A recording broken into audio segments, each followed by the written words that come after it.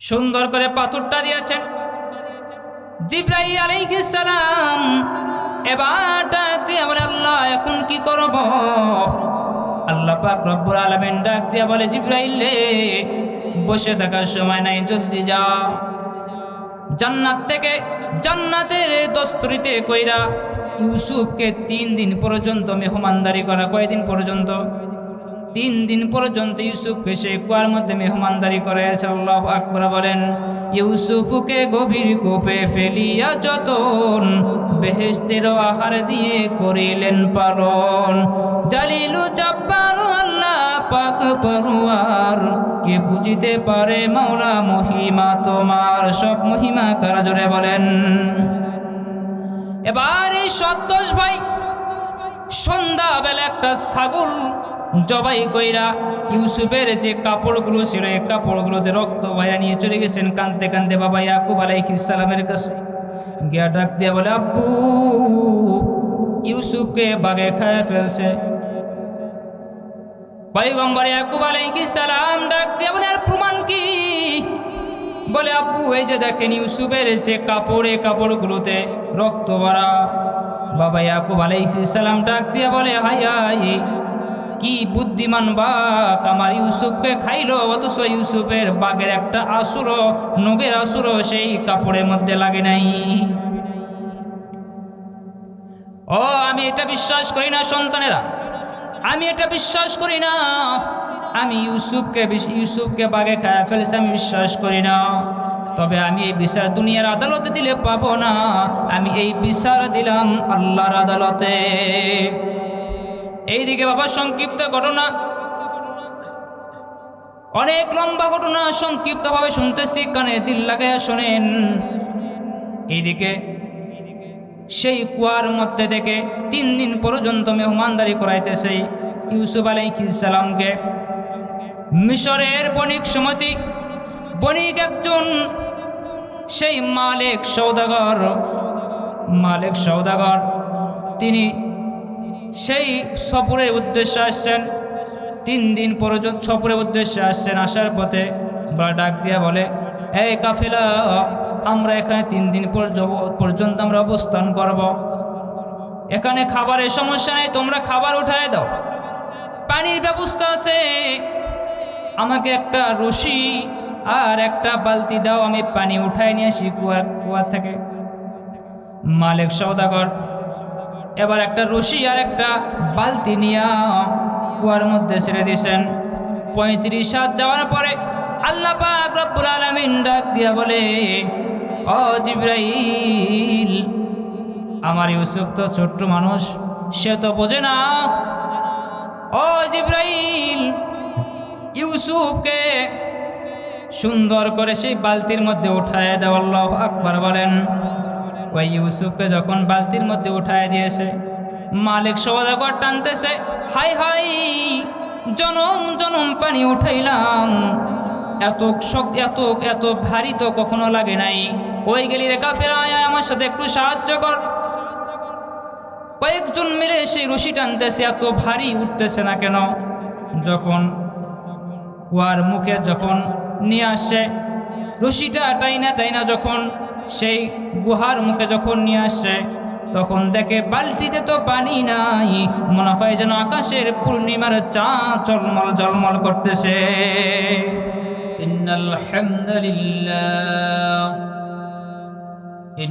হামদালিল্লাহিল আকরামিল্লাযী খালাকাল ইনসানা ওয়া কাররামা ওয়া 'আল্লামাহু মিনাল বায়ানি মা লাম ইয়া'লাম। فسبحان الذي لا يحصى امتنانه باللسان ولا بالقلم ونشهد أن لا إله إلا الله وحده لا شريك له ونشهد أن سيدنا وسندنا وحبيبنا وطبيبنا وطبيب ربنا وقلوبنا ومولانا محمدا عبد الله ورسوله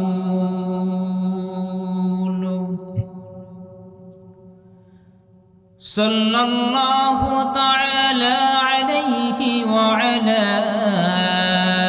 آله وأصحابه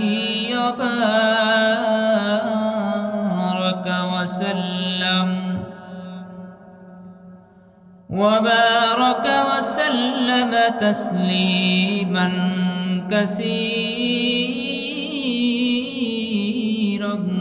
كثيرا. أما بعد فأعوذ بالله من الشيطان الرجيم.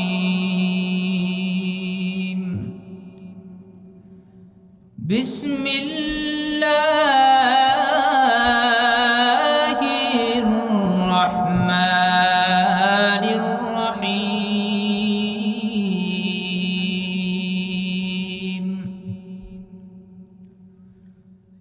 والتين والزيتون وطور سينين وهذا البلد الأمين. لقد خلقنا الإنسان في أحسن تقويم ثم رددناه أسفل سافلين إلا الذين آمنوا وعملوا الصالحات فلهم أجر غير ممنون. فما يكذبك بعد بالدين أليس الله بأحكم الحاكمين. آمنت بالله صدق الله مولانا العظيم. وقال سيدنا رسول الله صلى الله عليه وآله وسلم: إن لله أهلين من الناس. قالوا من هم يا رسول الله؟ قال هم أهل القرآن أهل الله وخاصته. وصدق رسوله النبي الكريم.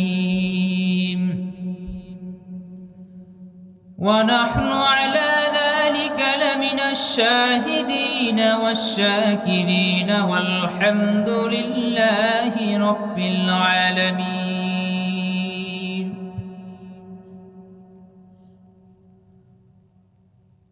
वही हम सब मुसाफिर हैं, कब्र आखिर ठिकाना।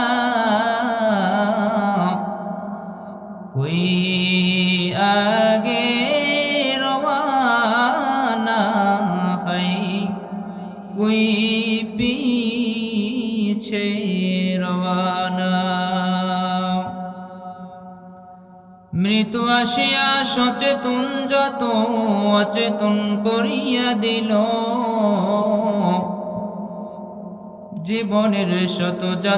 জীবনের যত শত জল্পনা শীতল করিয়া গেল। লা ইলাহা ইল্লাল্লাহ, জোরে লা ইলাহা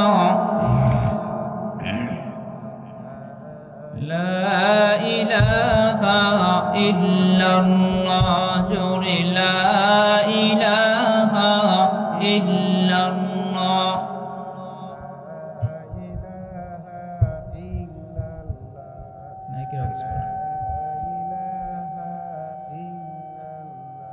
লা ইলাহা ইল্লাল্লাহ জোরে লা ইলাহা। ভাইজান নৌকা চলে না মাঝি ছাড়া, রিক্সা চলে না চালক ছাড়া, মুমিন চলে না জিকির ছাড়া। আসবে যেদিন দুঃখের রাত্রি,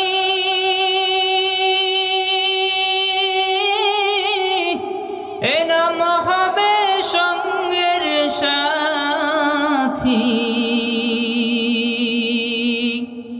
এ নাম বিনে দুনিয়াতে, এ নাম বিনে আখিরাতে পাবে না ভালাই। দিন থাকিতে লা ইলাহা ইল্লাল্লাহ, বল ভাই বল লা ইলাহা জোরে লা ইলাহা ইল্লাল্লাহ।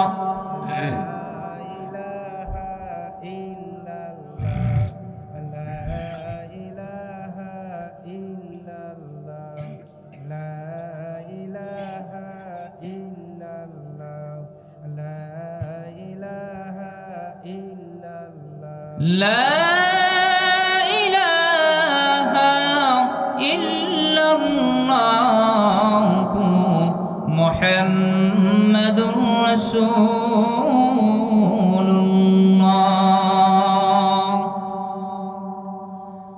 দুনিয়া থাকার জায়গা নয় রে দুনিয়া, দুনিয়া থাকার জায়গা নয়,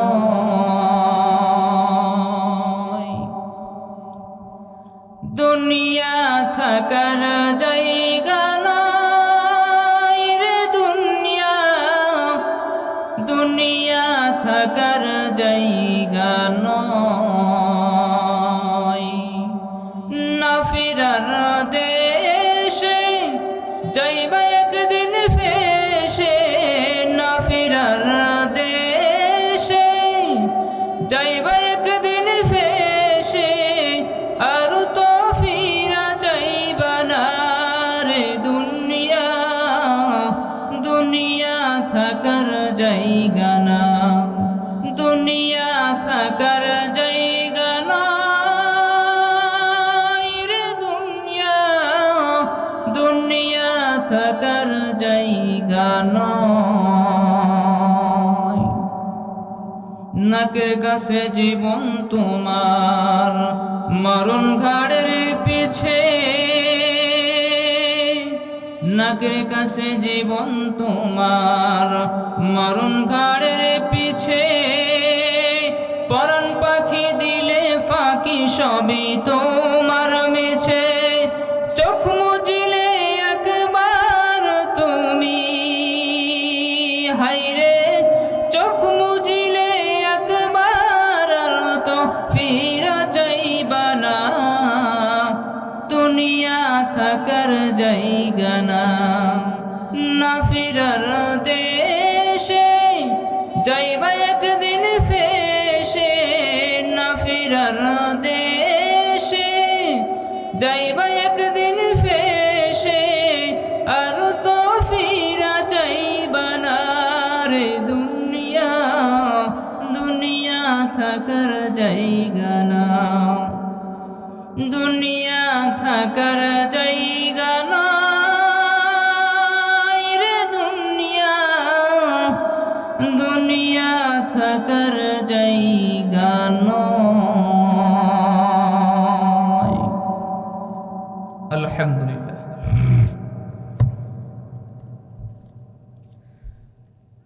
ঐতিহ্যবাহী রাজশাহী বিভাগ ভূঁইয়া মিদাপাড়া জামে মসজিদ ও যুব সমাজের উদ্যোগে একদিন ব্যাপী ওয়াজ ও মাহফিল। আজকের মাহফিলের প্রধান অতিথি বিশেষ অতিথিবৃন্দ, মুফতি উপস্থিত মুআজ্জাজ ও মুকাররম জাতির মাথার মুকুট রাসাতুল আম্বিয়া হযরত উলামায়ে কেরাম, দূর দূরান্ত থেকে আগত আল্লাহ পাকের আশিকিন, জাকিরিন, শাকিরিন, মুহিব্বিন, মুরব্বিন আযম, আমার সামনে উপবিষ্ট বাবা বয়সী বাবাগণ, দাদা বয়সী দাদাগণ, স্নেহের ছোট ভাই, সমবয়সী যুবক বন্ধুগণ, আমার শুকরিয়া আদায় করতেছি মহান রব্বুল আলামিনের দরবারে, যে দয়াময় রব্বুল আলামিন আপনাকে আমাকে দুনিয়ার বিভিন্ন কাজ থেকে ফারেক করিয়া জালিসুল বাগান, বেহেশতের বাগানে আসার জন্য, বসার জন্য তৌফিক দান করেছেন। এজন্য সকলে জবান খুলে ইমানে আওয়াজকে উঁচু করে এক আওয়াজের সকলে বলেন আলহামদুলিল্লাহ। হয় নাই? আরো জোরে বলেন আলহামদুলিল্লাহ, আরো জোরে বলেন আলহামদুলিল্লাহ। প্রিয় ভাইরা আমার, আজকে যে মাজলিসের মধ্যে আমরা বসেছি, মাজলিসটা কি সাধারণ কোনো মাজলিস মনে হচ্ছে আপনাদের? কথা বলেন। আল্লাহর হাবিব সাল্লাল্লাহু আলাইহি ওয়াসাল্লাম বলেছেন যে মাজলিসের মধ্যে কোরআন ও হাদিসের আলোচনা হয়, জিকিরের আলোচনা হয়, সে মাজলিসটা কোনো সাধারণ কোনো মাজলিস না। এই মাজলিসটা হলো একটা বেহেশতের বাগান। কিসের বাগান জোরে বলেন? আপনারা বলতে পারেন হুজুর বেহেশতের বাগান, সে তো অনেক শান্তির জায়গা। বেহেশতের মধ্যে গরম নাই, শীত নেই, পোকামাকড়ের যন্ত্রণা নেই, ব্যারামবির অসুস্থ নাই, দুর্গন্ধ নাই। তো বেহেশতের সাথে এই মাজলিসে কোনো সম্পর্ক নাই। বেহেশতের মধ্যে সাদা দাড়িওয়ালা মানুষটা বেহেশতের মধ্যে ঢুকবে না, দাঁত পোকলাওয়ালা মানুষটা বেহেশতের মধ্যে যাবে না, ল্যাংড়া মানুষটা বেহেশতের মধ্যে যাবে না। বুড়া মানুষ যারা আছেন, আপনাদের প্রশ্ন হুজুর বেহেশতের মধ্যে আমরা যাব না তো কারা যাবে? যুবকরা বেহেশতের মধ্যে যাবে? প্রশ্ন ওঠে কি ওঠে না? কথা কোন? আল্লাহ পাক রব্বুল আলামিন যাদেরকে বেহেশতের মধ্যে ঢুকাইবেন, কাউকে বুড়া বানাইয়া, ল্যাংড়া বানাইয়া, খোড়া বানাইয়া বেহেশতের মধ্যে ঢুকাইবেন না। প্রত্যেককে আল্লাহ পাক রব্বুল আলামিন 16 বছরের যুবক যুবতী বানাইয়া বেহেশতের মধ্যে ঢুকাবেন। জোরে কন্না সুবহানাল্লাহ। তাহলে বেহেশতের সাথে মাজলিসের কোনো সম্পর্ক নাই। এখানে আছে এই গরম, এই শীত, পোকামাকড়ের যন্ত্রণা, ব্যারামবির অসুস্থতা, দুর্গন্ধ, ড্রেনের গন্ধ। কথা ঠিক কিনা? তো আল্লাহর হাবিব সাল্লাল্লাহু আলাইহি ওয়াসাল্লাম বলেছেন এই মাজলিসটা হলো একটা বেহেশতের বাগান। বাইরে আমার, আমরা যখন কোথাও যাই, নওগাঁ যাবেন, বাস স্ট্যান্ডে গেছেন, বাসওয়ালা ডাকে এই নওগাঁ, আসেন নওগাঁ, তাড়াতাড়ি নওগাঁ, ডাকে কি ডাকে না? এই যে বাসওয়ালা ডাকছে আপনাকে, আপনি বাসের মধ্যে সারাদিন তালাশ করে যদি দেখেন, তাহলে কি নওগাঁ খুঁজে পাবেন? পাবেন কি একটা ভাঙ্গা চিট? কথা কয় না? এর উদ্দেশ্য কিছু পাবেন না। আর আপনি যদি সেই বাসের মধ্যে আরোহণ করতে পারেন, তাহলে আপনার জন্য নওগাঁ পর্যন্ত পৌঁছা সম্ভব, নতুবা সম্ভব না। ঠিক তদ্রুপ এই জাতীয় মাজলিসগুলো হলো বেহেশতে যাওয়ার গাড়ি, একটা পরিবহন, একটা মাধ্যম। কেউ যদি এই জাতীয় মাজলিসগুলোর সাথে সম্পর্ক রাখতে পারে, তো সেই ব্যক্তি জান্নাত পর্যন্ত পৌঁছা সম্ভব হতে পারে। কথা কোন ঠিক কিনা? হাফাতহুমুল মালাইকা ওয়া গাশিয়াতুমুর রহমান ওয়া নাযিলাত আলাইহিমুস সাকিনা। এই মাজলিসের চতুর্পাশে একদল ফেরেশতা ঘেরাও করে আছেন, বেষ্টনী দিয়ে আছেন, সাকিনা বর্ষিত করতেছে। আল্লাহ রহমত এখানে কি করতেছে? ফেরেশতা সাকিনা বর্ষিত করতেছে। হাফাতহুমুল মালাইকা ওয়া গাশিয়াতুমুর রহমান ওয়া নাযিলাত আলাইহিমুস সাকিনা। চতুর্পাশে ফেরেশতারা ঘেরাও করে আসে। বান্দা বান্দি যখন দুনিয়ার এইরকম কোনো মাজলিসের মধ্যে বসে, আল্লাহ পাক আরশ থেকে ডাক দিয়া বলে, এ ফেরেশতা, তারা কি করতেছে আমার বান্দা বান্দি এখানে? ফেরেশতা ডাক দিয়া বলে, মাওলা, তারা তো আপনার গুণগান গাইতেছে। ফেরেশতা আবারও ডাক দিয়া বলে, মাওলা। ফেরেশতা আবারও ডাক দিয়া, আল্লাহ আবারও ডাক দিয়া বলে, ফেরেশতা, তারা কি আমাকে দেখছে? না মাওলা, তা তো দেখে নাই। শুধু তারা কি আমার জান্নাত জাহান্নাম দেখছে? না মাওলা, তাও তো দেখে নাই, শুধু অনুভব করে এখানে তারা বসছে। আল্লাহ পাক রব্বুল আলামিন ডাক দিয়ে বলে, ফেরেশতা, তুই সাক্ষী থাক, আমি সবাইকে মাফ করে দিলাম। সুবহানাল্লাহ বলেন না? এখন ফেরেশতা ডাক দিয়ে বলে, মাওলা, সবাইকে মাফ করিও না, এখানে ভেজাল্লা লোক আছে। কি লোক আছে? কেউ আসছে সভাপতি হওয়ার জন্য, কেউ আসছে প্রধান অতিথি হওয়ার জন্য, কেউ আসছে লাইটে ব্যবসা করার জন্য, কেউ আসছে মাইকে ব্যবসা করার জন্য। আসছে কি আসে নাই? আল্লাহ পাক রব্বুল আলামিন ডাক দিয়ে বলে, ফেরেশতা, তাকায়ে দেখ, ওই মাজলিসের মধ্যে একজন জাকিনী বান্দা আছে, আমি একজনের ওসিলাই আমি সবাইকে মাফ করে দিলাম।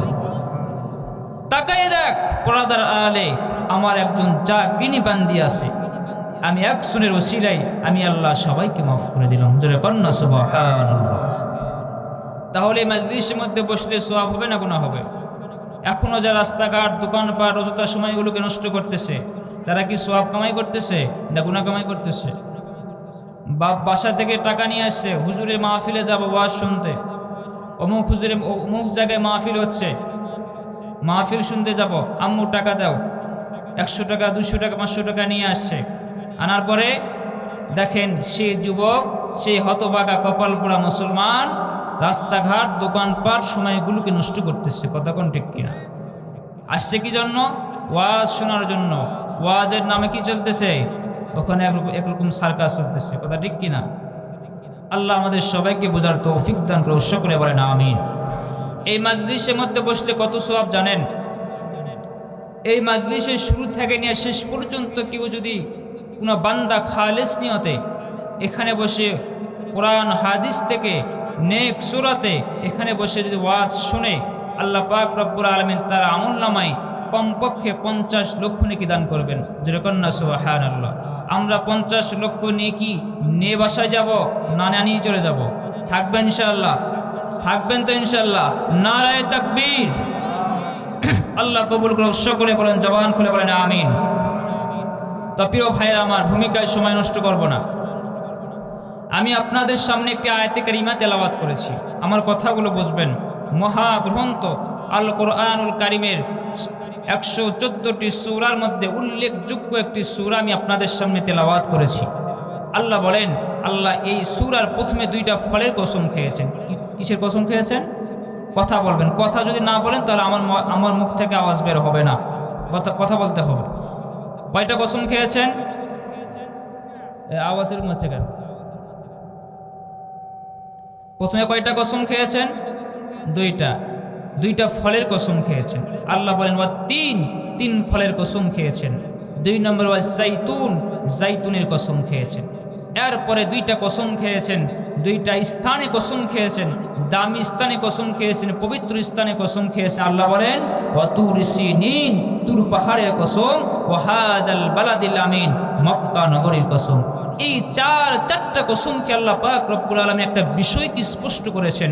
আল্লাহ বলেন লাকাদ খালাকনাল ইনসানা ফি আহসানি তাকওয়িম, আমি এই মানুষগুলোকে উত্তম অবয়বে আল্লাহর সৃষ্টির মধ্যে, আমি সৃষ্টির জগতের মধ্যে আমি আল্লাহ মানুষকে সুন্দর করে বানিয়েছি। সুবহানাল্লাহ বলেন। আল্লাহ যে মানুষকে সুন্দর করে বানিয়েছেন, এই সৌন্দর্য আমাদের দেশের কিছু মা বোনেরা, সবাই না, কিছু দেখবেন আল্লাহর সৃষ্টি সৌন্দর্য এটা তাদের পছন্দ হয় না। কই যায় জানেন? বিউটি পার্লারে যায়, গিয়া কি করে? এই ভুরু প্লাক করে, এরপরে বিভিন্ন স্টাইল, যেমন সামনে এক কাটিং দেয়, পিছনে এক কাটিং দেয়, বক কাটিং দেয়, আছে কি আছে না? এরপরে দেখবেন আমাদের দেশে কিছু প্রতিযোগিতা হয়, বিশ্ব সুন্দরী প্রতিযোগিতা হয়। এমন কোনো স্থান নাই যে স্থানে সাইজ তারা মাপে না, সব সাইজ মাইপা মুইপা বলে এটা হলো বিশ্ব সুন্দরী, সার্টিফিকেট দিয়া দেয়, বলে করেন নাউজুবিল্লাহ। এরপরে দেখবেন কিছু মেয়েরা আছে, তারা এমন জায়গায় ট্যাটু করে, নাউজুবিল্লাহ মিন জালিক, যেখানে তার স্বামী ছাড়া দ্বিতীয় কারো অধিকার নাই দেখার, সেই জায়গা পর্যন্ত খুলে দেয়, ওখানে পর্যন্ত ট্যাটু করে। নাউজুবিল্লাহ বলেন না, আল্লাহ মাফ করুক।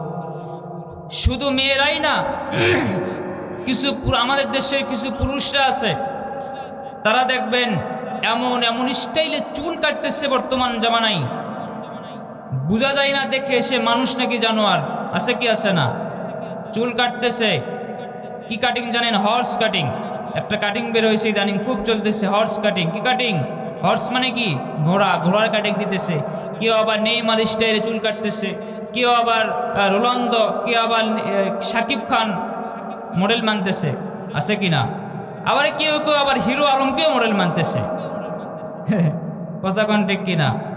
কসম আল্লাহ, যেই সমস্ত পুরুষরা হিরো আলমকে মডেল মানবে, যেই সমস্ত পুরুষরা শাকিব খানকে মডেল মানবে, যেই সমস্ত পুরুষরা রোনালদো মেসিকে মডেল মানবে, কসম করে ওই সমস্ত পুরুষরা তাদের সঙ্গে জাহান্নামের আগুনে জ্বলবে। কথা কোন ঠিক কিনা? আল্লাহ আমাদের সবাইকে বুঝার তৌফিক দান করুন, সকলে বলেন আমিন। তো আমি আপনাদের সামনে যে আয়াতে কারিমা তেলাওয়াত করেছি, আল্লাহ বলেন, আল্লাহ প্রথমে দুইটা ফলে কসম খেয়েছেন। আল্লাহ বলেন ওয়াত্তিন, ওয়াটা ওয়ায়ে কসমিয়া, প্রথমে যে ওয়া আছে ওয়াটা হলো কি? ওয়ায়ে কসমিয়া। আল্লাহ বলেন ওয়াত্তিন, তিন ফলের কসম।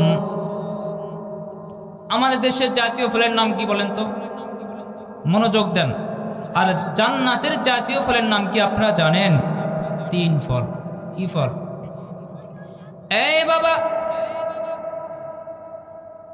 এই পৃথিবীর জমিনের মধ্যে যতগুলো ফল আছে বাবা, আপেল বলেন, মালটা বলেন, আর বেদানা বলেন, আর কমলা লেবু বলেন, পেয়ারা বলেন, আর সেই লিচু বলেন, আর আপনার জলপাই বলেন, যত ফল আছে প্রত্যেকটি ফলের ভিতরে আল্লাহ তাআলা বিচি দিয়েছে কি দেয় নাই? কিন্তু তিন ফলের ভিতরে আল্লাহ তাআলা কোনো বিচি দেন নাই। এই তিন ফলটা অনেক দামি একটি ফল। মানুষের হয় গিরেবাত, গেটেবাত, ঘন ঘন জ্বর হয়, কি হয় না? বাওয়াসির। কেউ যদি নিয়মিত এই ফলটা সেবন করে, আল্লাহ পাক রব্বুল আলামিন এই সমস্ত রোগ থেকে আল্লাহ তাআলা মাফ করবেন। কিন্তু হতভাগা মুসলমান সারাদিন 80, 90, 100 টাকা সিগারেট খেয়ে শেষ করে দেয়। কিন্তু এখানে অনেক হতভাগা মুসলমান আছে যে জীবনে একটা তিন ফল খাওয়ার সৌভাগ্য হয় নাই। আছে কি আছে না? এইভাবে তিন ফল খাবেন। এই তিন ফল কাঁচা এক রকমের স্বাদ, আবার আসানা দিলে আরেক রকমের স্বাদ, পাকলে আরেক রকমের স্বাদ। একটা ফলের ভিতরে এত স্বাদ কে দিয়েছেন জোরে বলেন? আল্লাহর হাবিব বলেন, আমি যদি কোনো ফলের নামে ঘোষণা করতাম এই ফলটা হলো আল্লাহর জান্নাতি ফল, তাহলে আমি সর্বপ্রথম তিন ফলকে ঘোষণা করতাম। সুবহানাল্লাহ বলেন। এরপরে আল্লাহ পাক রব্বুল আলামিন বলেন ওয়াসাইতুন, আল্লাহ জাইতুনের কসম খেয়েছেন।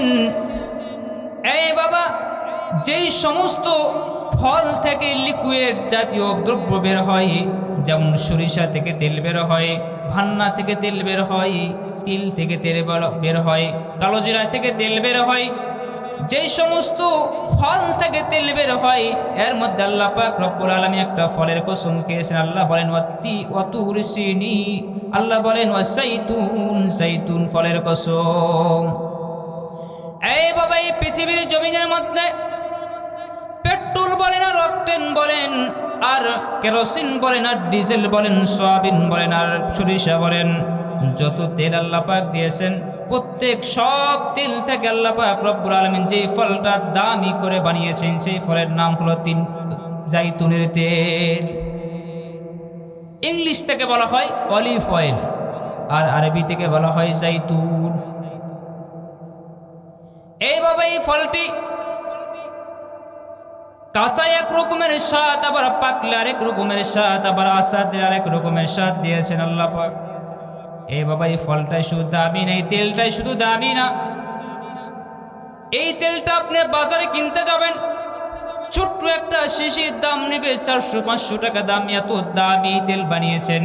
এই দামি তেল হওয়ার কারণে আল্লাহ পাক রব্বুল আলামিন জাইতুনের কসম খেয়েছেন। এই বাবা, শুধু এই ফলটি দামি না, এই ফলের তেল শুধুই দামি না, এর যে একটা শাখা, এক প্রশাখা, আপনার একটা ডাল, এই ডালের যে পরিমাণ দাম, বর্তমান বাজারে কিনতে যাবেন, একটা জাইতুনের একটা মেসওয়াক কিনতে যাবেন 80-90-100 টাকার কমে আপনি পাবেন না। আমরা যে বাজারে গিয়ে দেখি মসজিদগুলোর সামনে দোকানদাররা আতর বিক্রয় যারা করে, তারা নিয়ে বসে থাকে। আসলে এটা জাইতুন না, সাদা সাদা প্যাকেট করাই হোক আর প্যাকেট ছাড়াই হোক, এটা হলো পিলো গাছ। কি গাছ? পিলো গাছ, এটা হলো জাইতুন না। একটা জাইতুন ডাল হচ্ছে নিমের গাছের মতো, নিমের ডালের মতো কালো। আপনি যদি কিছুদিন যদি এই মিসওয়াকটা যদি আপনি মিসওয়াক করেন, এত সফট, কিছুদিন ব্যবহার করবেন, আল্লাহ পাক রব্বুল আলামিন আপনার দাঁতের মুখের হালত আল্লাহ তাআলা পরিবর্তন করে দিবেন। আল্লাহর হাবিব বলেন, লাউলা আন শুক্কা আলা উম্মতি লা আমারতুকুম বিসওয়াকি ইনদা কুল্লি সালাতি। আল্লাহ নবী বলেন, আমার উম্মতের ভয় হবে, আমার উম্মতের আমি যদি টেনশন করতাম, আমার উম্মত যদি ভয় হবে, করতে পারবে না, এই ভয় এই আশঙ্কা আমি নবীর ভিতরে যদি না থাকতো, তাহলে আমি প্রত্যেক নামাজের পূর্বে আমি আমার উম্মতকে 5 ওয়াক্ত নামাজের পূর্বে মিসওয়াক করা অবধারিত করে দিতাম। এই জন্য আল্লাহ পাক রব্বুল আলামিন জাইতুনের কসম খেয়েছেন। আগামীকাল মন্ত্রী সাহেব যদি আপনাকে বলে আগামীকাল আমার সঙ্গে সাক্ষাৎ করবা, দেখবেন সে লোকটি 5 বার শেভ করবে, 3 বার মাথায় শ্যাম্পু ব্যবহার করবে, 4 বার শরীরটা মর্দন করবে, 5 বার শেভ করবে। আগামীকাল মন্ত্রী সাহেব আমাকে ডাকছে, মন্ত্রী সাহেবের সাথে সাক্ষাৎ করব। আমি মন্ত্রী সাহেবের কানে কানে গিয়ে কথা বলবো। মন্ত্রী সাহেব যদি আমার মুখের দুর্গন্ধ পেয়ে যাই, কিন্তু বান্দা তো ভুলে গিয়েছে এই পৃথিবীর জমিনের মধ্যে এই পার্লামেন্টের সদস্য বলেন আর রাষ্ট্রপতি বলেন, প্রধানমন্ত্রী বলেন, সবার যিনি খালেক তিনি কে? ওই আল্লাহর সামনে বান্দা যখন নামাজে গিয়ে দাঁড়াইয়া কথা বলে, ওই নামাজের বান্দা যখন মিসওয়াক করে শরীরটা পবিত্র করে, যখন মসজিদের কাতারে গিয়া বান্দা যখন আল্লাহর সামনে দাঁড়াইয়া আল্লাহর কানে কানে কথা বলে, ওই নামাজের কোয়ালিটি মর্যাদা আল্লাহর কাছে অনেক দামি হয়ে যায়। আল্লাহ পাক রব্বুল আলামিন 3 নম্বরে কসম খেয়েছেন তুর সিনিন। আল্লাহ পাক রব্বুল আলামিন তুর পাহাড়ের কসম খেয়েছেন।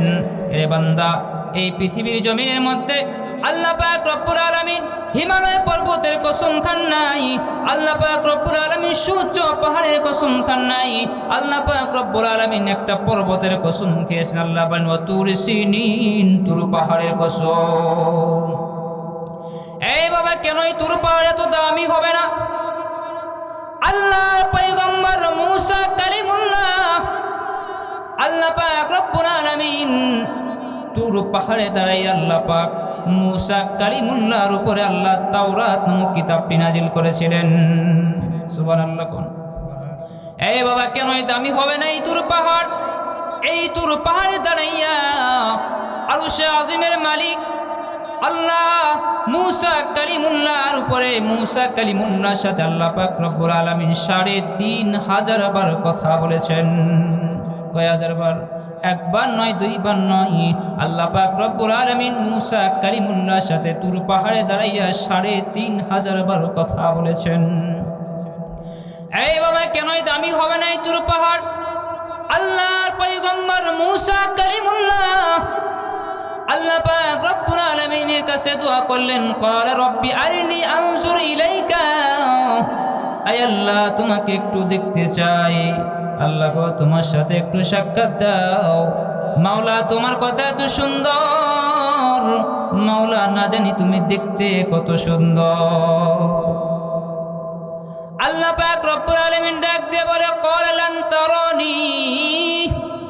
ও মূসা, তুমি তোমার দুনিয়ার চক্ষু দিয়া তুমি আমাকে দেখতে পারবা না। ও মূসা, তুমি তোমার দুনিয়ার চক্ষু দিয়া তুমি আমাকে দেখতে পারবা না। এভাবে এক পর্যায়ে মূসা নবীর পিরাপিরিতে আল্লাহ পাক রব্বুল আলামিন ডাক দিয়া বলে, মূসা, তুমি যদি আমাকে দেখতে চাও তুর পাহাড়ে যাও। মূসা পয়গম্বর তুর পাহাড়ে গেছেন। আল্লাহ পাক রব্বুল আলামিন ডাক দিয়া বলে, মূসা রে, ওই যে দেখো তোমার পায়ে জুতা দেখা যায়, ওই জুতাটা খোলো, তোমার পায়ের জুতাটা খোলো।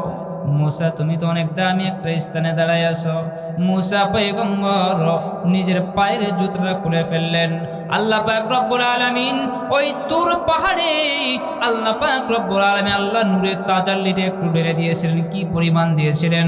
আল্লাহ বলেন, 1 সেকেন্ডের কম সময় এ বাবা মেয়েরা সুতার শুয়ে শুয়ে যেভাবে সুতা ঢোকায় যেরকম ছিদ্র চিকন, এরকম চিকন ছিদ্র 1 সেকেন্ডের কম সময় আল্লাহ পাক রব্বুল আলামিন আল্লাহ নূরের তাজাল্লিতে তুর পাহাড়ে ঢেলে দিয়েছিলেন।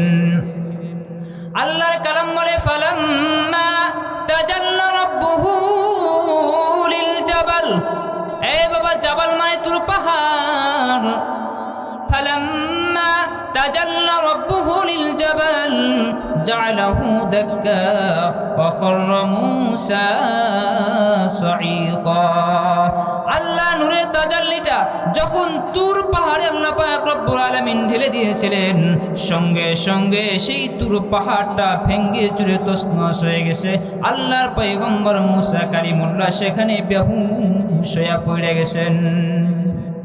এজন্য বাবা আল্লাহ পাক রব্বুল আলামিন যেমন তেমন কোনো পাহাড়ে কসম খান নাই, আল্লাহ হিমালয় পর্বতের কসম খান নাই, সুউচ্চ পাহাড়ের কসম খান নাই, আল্লাহ পাক রব্বুল আলামিন তুর পাহাড়ে কসম খেয়েছেন। এই বাবা এবার আসুন, আল্লাহ পাক রব্বুল আলামিন 4 নম্বর কসম খেয়েছেন ওয়াহাজাল বালাদিল আমিন। এই বাবা আল্লাহ পাক রব্বুল আলামিন এই পৃথিবীর পার্লামেন্টের কসম খান নাই, সংসদ ভবনের গণভবনের কসম আল্লাহ খান নাই। এ বাবা আমেরিকার টুইন টাওয়ার 110 তলা ভবনের কসম খান নাই। এ বাবা বুর্জে দুবাই 165 তলা ভবনের কসম খান নাই। মালয়েশিয়া কুয়ালালামপুর 145 তলা ভবনের কসম আল্লাহ তাআলা খান নাই। আল্লাহ কসম খেয়েছেন ওয়াহাজাল বালাদিল আমিন, মক্কা নগরীর কসম। কেনই দামি হবে না মক্কা নগরী? আল্লাহ বলেন ওমান দাখালাহু কানা আমিনা, এই নগরীতে যারা প্রবেশ করবে আমি আল্লাহ তাআলা তাদেরকে নিরাপত্তার চাদর আবৃত করব। কেমন নিরাপত্তা চাদর আবৃত করবে? আল্লাহ পাক রব্বুল আলামিন বলেন বাহির থেকে কোনো চোর ডাকাত যদি মসজিদে হেরেমের ভিতরে কেউ যদি প্রবেশ করে, ওখান থেকে সে ইচ্ছায় যদি না বাহির হয়, ওখানে ডুইকা কোনো কেউ অ্যারেস্ট করতে পারবে না, পুলিশের সেই ক্ষমতা নাই। বাহিরে আসো এরপরে অ্যারেস্ট করতে পারবা, ভিতরে থাকে অ্যারেস্ট করার কোনো ক্ষমতা নাই। এই জন্য আল্লাহ বলেন ওমান দাখালাহু কানা আমিনা, যারাই প্রবেশ করবে আমি আল্লাহ পাক রব্বুল আলামিন তাদেরকে নিরাপত্তা দান করব। এই বাবা কেনই দামি হবে না এই মক্কা নগরী? এই মক্কা নগরীর জন্য যিনি দোয়া করেছিলেন ইব্রাহিম খলিলুল্লাহ, আল্লাহর কাছে দোয়া করলেন রব্বি জাআল হাযা বালাদান আমিনা, আয় আল্লাহ এই শহরটাকে নিরাপদ শহর বানায় দাও, ওয়ারযুক আহলাহু মিনাস সামারাত, আর এই শহরে যারা বসবাস করবে তুমি তাদেরকে ফল-মূল দিয়ে রিজিকের ব্যবস্থা করে দাও। এই জন্য আপনারা বলেন তো আরব দেশে মানুষ ফল কম খায় না বেশি খায়? কথা কয় না, কম খায় না বেশি খায়? আমরা যেটা পাই না তারা সেটা খায় না। তাম বিশ্বের মধ্যে সবচাইতে যেখানে ফল বেশি চাষ হয় আল্লাহ পাক ওই মক্কার তায়েফের মধ্যে দান করেছেন। আল্লাহু আকবার। এই বাবা কেনই দামি হবে না এই মক্কা নগরী? এই মক্কা নগরীর জন্য যিনি দোয়া করেছেন ইব্রাহিম খলিলুল্লাহ, আল্লাহর কাছে দোয়া করলেন রব্বানা ইন্নী আসকানতু মিন যুররিয়াতি বিওয়াদিন গায়রি জি যারউইন ইনদা বাইতিকাল মুহাররম, হে আল্লাহ আমার পুত্র সন্তান আর বিবি হাজরাকে আমি এখানে রেখে গেলাম, আল্লাহ খাবারের ব্যবস্থা করে দাও, পানির ব্যবস্থা করে দাও, আল্লাহ পশু পাখির ব্যবস্থা করে দাও, মানুষের বসবাস করার ব্যবস্থা করে দাও। এ বাবা একটা পুত্র একটা পিতা সেই সময় স্বাভাবিক থাকতে পারে না। ইব্রাহিম খলিলুল্লাহ পাহাড়ের পদদেশে আইসা আবার আল্লাহর কাছে দোয়া করলেন রব্বানা ইন্নী আসকানতু মিন যুররিয়াতি বিওয়াদিন গায়রি জি যারউইন ইনদা বাইতিকাল মুহাররম, হে আল্লাহ আমি আমার পুত্র সন্তান আর বিবি হাজরাকে আমি এখানে রেখে গেলাম। কেন রেখে গেলেন তিনি এটা উল্লেখ করলেন, রব্বানা লিয়াকিমুস সালাহ, আমার পুত্র সন্তান আর বিবি হাজরা এখানে যেন তারা নামাজ প্রতিষ্ঠিত করতে পারে। কি করতে পারে? নাকি কোনো দখলদারি করার জন্য? ইব্রাহিম খলিলুল্লাহ কি দখলদারি পেশায় ভূমিকায় নিযুক্ত ছিলেন নাকি আল্লাহর জমিনে আল্লাহর দিন আল্লাহর নামাজ প্রতিষ্ঠিত হোক এই লক্ষ্যে? কিন্তু আমাদের দেশে কি চলতেছে? দখলদারি। কার জায়গা কে দখল করবে, কার সম্পদ কে দখল করবে, কথা কোন ঠিক কিনা? ইব্রাহিম খলিলুল্লাহ তো কোনো দখলদারি পেশায় ভূমিকায় নিযুক্ত ছিলেন না। ইব্রাহিম খলিলুল্লাহ তিনি আল্লাহর জমিনে আল্লাহ দিন বাস্তবায়নের জন্য কি করেছিলেন? চেষ্টা করেছিলেন নামাজ যেন প্রতিষ্ঠিত হয়, এই জমিনে আল্লাহর জমিনে আল্লাহ দিন যেন বাস্তবায়ন হয়। এই নামাজের জন্য আল্লাহর হাবিব বিশ্ব নবী রাহমাতুল লিল আলামিন নবীজি আমার কম কষ্ট করেন নাই। ওই কাফের মুশরিক বেঈমানেরা নবীজির উপরে নবী করিম সাল্লাল্লাহু আলাইহি ওয়াসাল্লাম নবীজি আমার সিজদায় গেছেন, উটের পচা নাড়ি ফুঁড়ি নবীজির শরীরে তারা নিক্ষেপ করছে। নবীজিকে তারা জাদুকর বলে নবীকে জাদুকর বলে তারা দিয়েছে। নবী করিম সাল্লাল্লাহু আলাইহি ওয়াসাল্লামকে তারা কম কষ্ট দেন নাই। আল্লাহর দিন আল্লাহর জমিনে আল্লাহ দিন বাস্তবায়নের জন্য ইব্রাহিম খলিলুল্লাহ কি করেছিলেন? সেখানে তার বিবি হাজরাকে আর সন্তান ইসমাইলকে রেখে আসছিলেন। আল্লাহর হাবিব বিশ্ব নবী রাহমাতুল লিল আলামিন নবীজি আমার মেরাজ থেকে 50 ওয়াক্ত নামাজ নিয়ে আসতেছে। আসার পথে অনেক নবীদের সঙ্গে দেখা হয়েছে, কেউ কিচ্ছু বলে নাই। আসার পথে হযরতে মুসা কালিমুল্লাহর সাথে দেখা হয়েছে।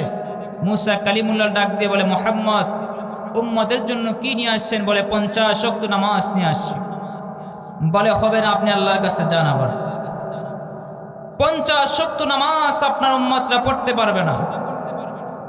আল্লাহর হাবিব বিশ্ব নবী রাহমাতুল লিল আলামিন বলেন, ভাই আমি তো আল্লাহর কাছ থেকে বিদায় নিয়ে আসছি, আমি আবার কেমনে যাব? বলে মিয়া যান আপনি আল্লাহর কাছে, কিছু হলে আমার নাম নিয়েন। এত জালালি মেজাজের নবী ছিলেন মুসা কালিমুল্লাহ। আপনি আল্লাহর কাছে যান, কিছু হলে আমার নাম নিয়েন। মুসা কালিমুল্লাহর কাছে জিবরাইল আজরাইল আলাইহিস সালাম জান কবজ করার জন্য আসে বলে, পয়গম্বর জান কবজ করার জন্য আসছি। বলে এদিকে আয়। মারছে এক থাপ্পড়, জমিনের মধ্যে চিট হয়ে জমিনের মধ্যে পড়ে গেছে। আল্লাহু আকবার বল না। আজরাইল আলাইহিস সালাম ঝাইরা ঝুইলা উঠে চলে গেছেন আল্লাহর কাছে মেরাজে গিয়ে ডাক দিয়ে বলে, আল্লাহ কার কাছে পাঠাইছেন? এক থাপ্পড় মারছে, জমিনের মধ্যে চিট হয়ে জমিনের মধ্যে পড়ে গেছে। আল্লাহ পাক রব্বুল আলামিন ডাক দিয়ে বলে, আজরাইল তুমি মুসার কাছে যাও। মুসার কাছে গিয়া বলবা, আল্লাহ বলছেন একটা তোমার হাত একটা গাভীর উপরে রাখার পর ওই হাতের নিচে যতগুলো পশম আছে প্রত্যেকটা পশমের বদৌলতে আল্লাহ পাক রব্বুল আলামিন এক এক বছর করে আল্লাহ তাআলা হায়াত বাড়াইয়া দিয়েছেন। মুসা পয়গম্বরের কাছে আসে বলছে আজরাইল আলাইহিস সালাম। আজরাইল ডাক দিয়ে বলে, এই বেটা আজরাইল। মুসা ডাক দিয়ে বলে, এই বেটা আজরাইল, এরপরে কি আমার মৃত্যু হবে না? বলে হবে। তাহলে বেটা দেরি করস কে? এখনই আমার জান কবজ করে ফেল। আল্লাহু আকবার বলেন না। এত জালালি মেজাজের নবী ছিলেন।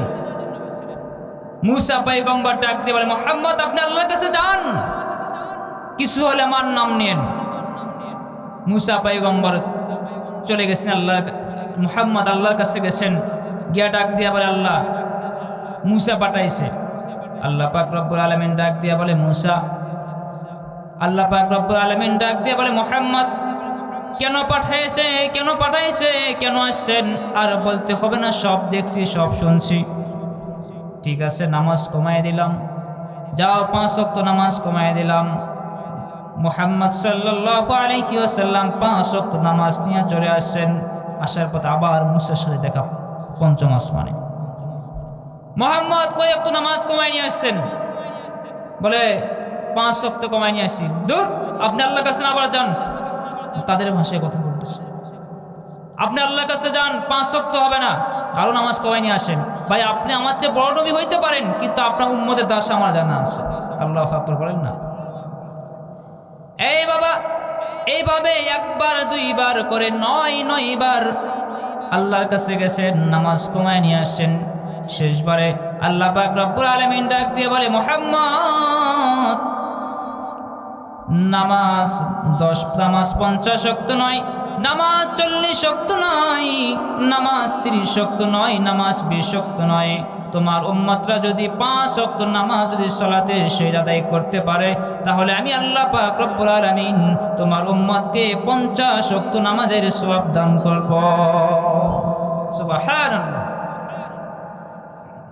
আল্লাহ পাক রব্বুল আলামিন কয় ওয়াক্ত নামাজ দিয়েছেন? 5 ওয়াক্ত। এই 5 ওয়াক্ত নামাজ হতভাগা মুসলমান কপাল পড়ার তোরা আমরা পড়তে পারি না। আল্লাহ আমাদের 5 ওয়াক্ত নামাজ পড়ার তৌফিক দান করুক, সকলে বলেন না আমিন।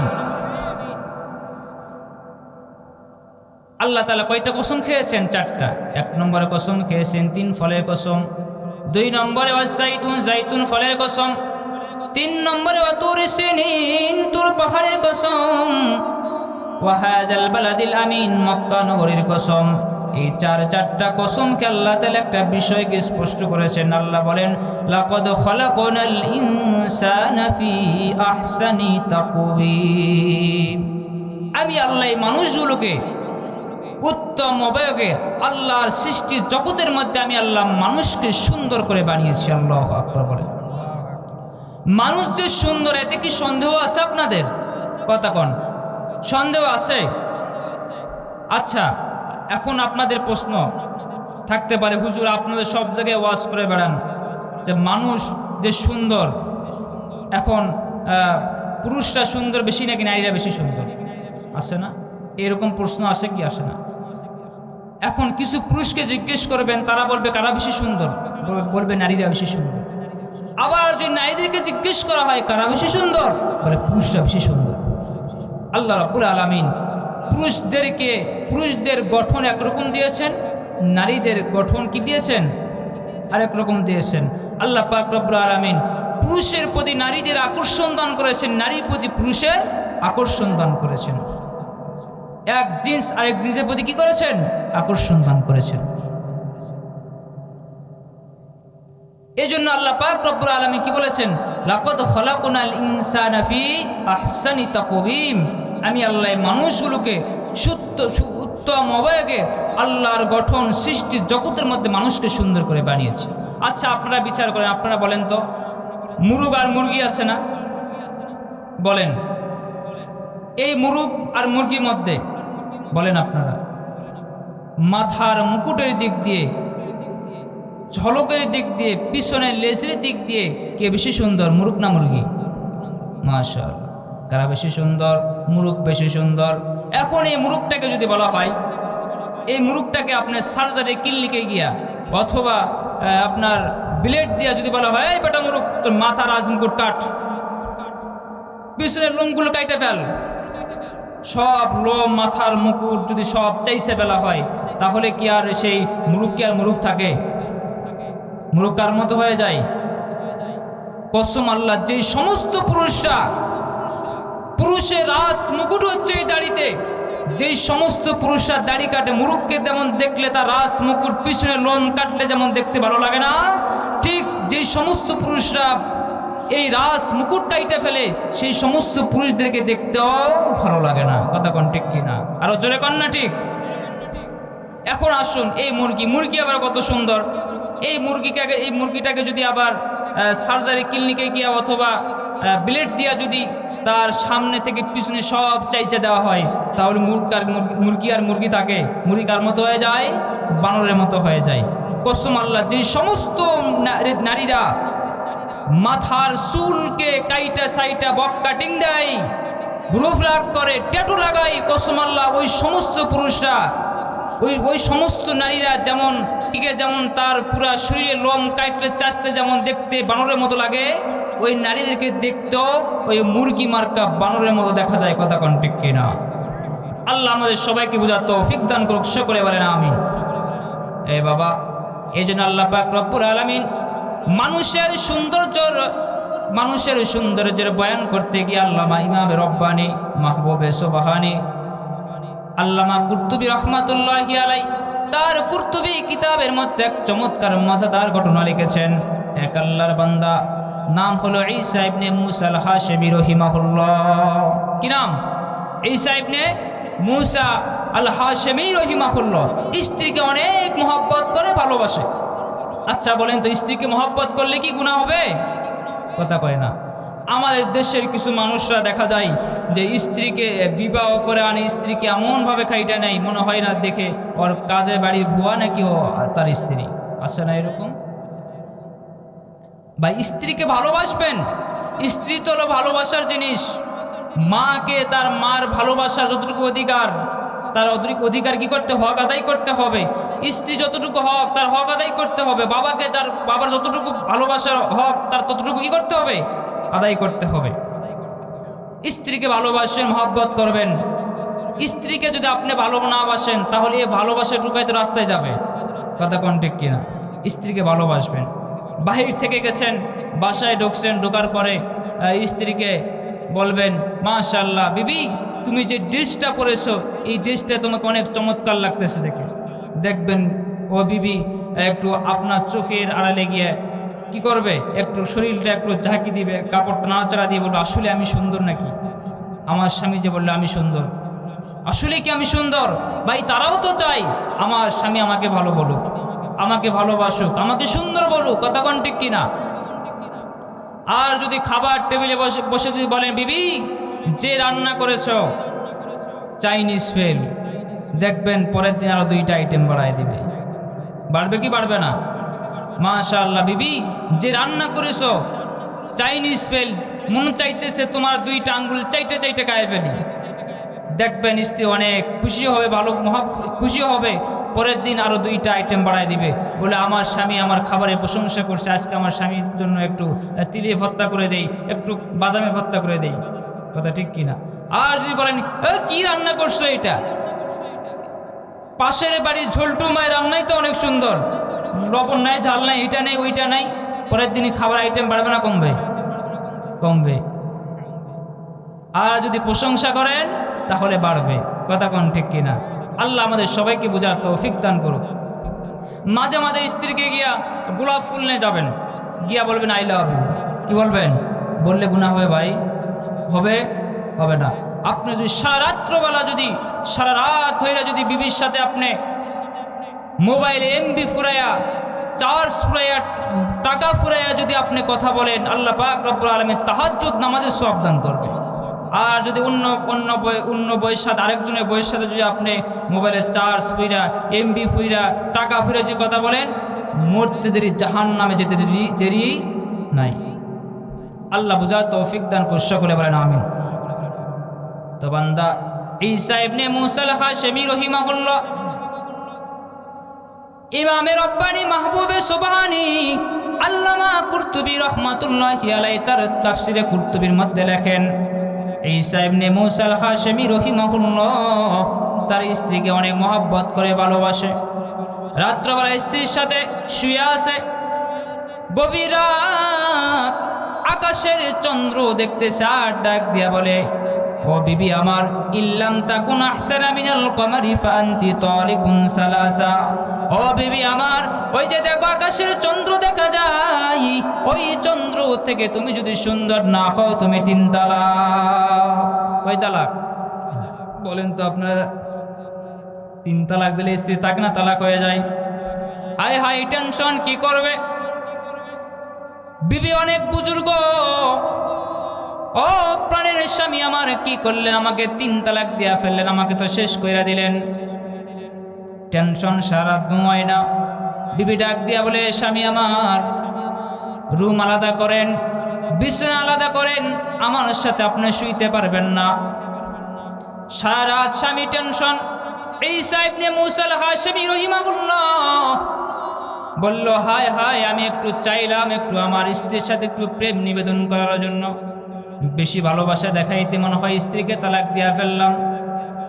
সকালবেলা ফজরের নামাজের পরে ঈসা ইবনে মূসা আল হাশমি উত্তর পাড়া ইমাম সাহেবের কাছে গেছেন, গিয়া ডাক দিয়া বলে, ইমাম সাহেব হুজুর জলদি ওঠেন, দরজা খুলে দেন। ইমাম সাহেব হুজুর ডাক দিয়া বলে, ও ঈসা ইবনে মূসা আল হাশমি, সকালবেলা কেন আসছো? কি ফতোয়া নেওয়ার জন্য আসছো? বলে, হুজুর রাত্রবেলা স্ত্রীর সাথে প্রেম নিবেদন করতেছিলাম, বলছিলাম তাকুন আহসানা মিনাল কমারি ফান্তি তালিকুন সালাসা। ও প্রাণের বিবি আমার, ওই যে দেখো আকাশের চন্দ্র দেখা যায়, ওই চন্দ্র থেকে তুমি যদি সুন্দর না হও তুমি 3 তালাক।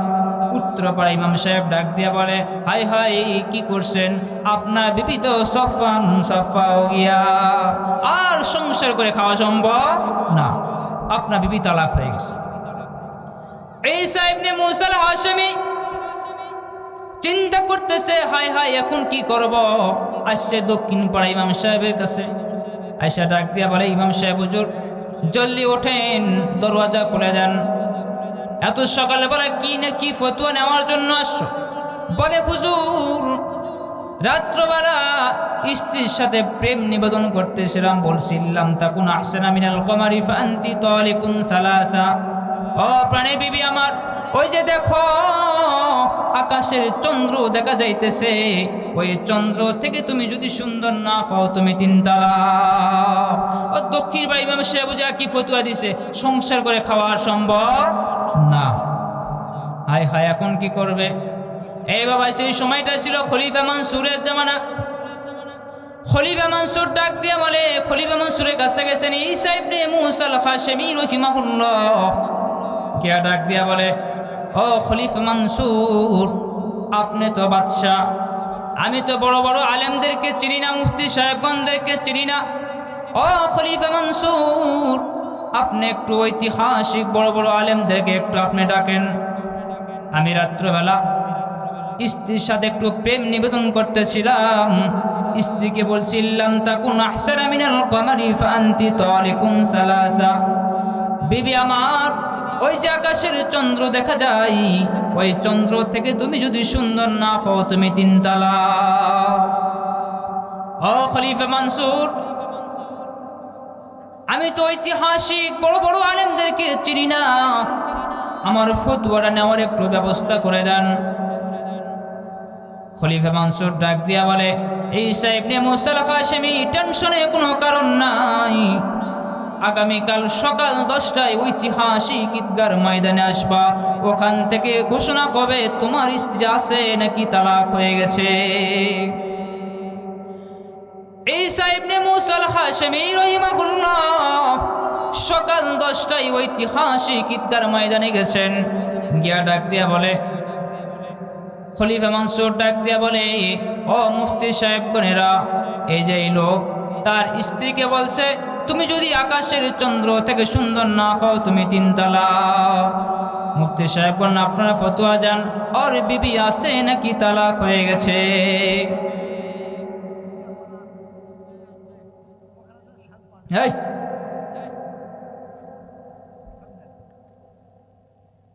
খলিফা মানসুর ডাক দিয়ে বলে, এই যে আর বিবি তালাক হয়ে গেছে নাকি আপনারা ফতোয়া দেন।